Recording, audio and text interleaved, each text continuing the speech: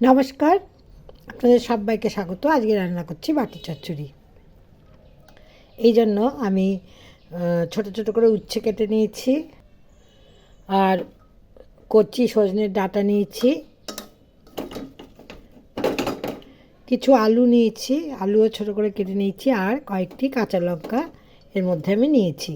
এখন এর মধ্যে আমি এই সবজিগুলো আমি আগে ধুয়ে নিয়েছি, ধুয়ে নিয়ে কেটেছি। এখন এর মধ্যে আমি জল দিয়ে দেবো। জলটা পরিমাণ মতো দেবো, যাতে তরকারিটা একটু ঝোল ঝোল হয়। জল দিলাম,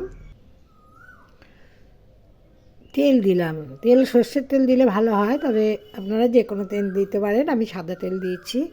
এর মধ্যে পরিমাণ মতো তেল দিলাম, আর দিলাম লবণ, আর এর মধ্যে হলুদ দিয়ে দেবো। হলুদ দিলাম। এই তরকারি গরম ভাতে খেতে অসাধারণ লাগে। যেহেতু একসাথে সব দিয়ে ধিমে আঁচে রান্না করা হয়, তাই জন্য এই তরকারিকে বাটি চচ্চড়ি বলা হয়। এখন আমি ঢেকে দিয়ে রান্না করে নেব।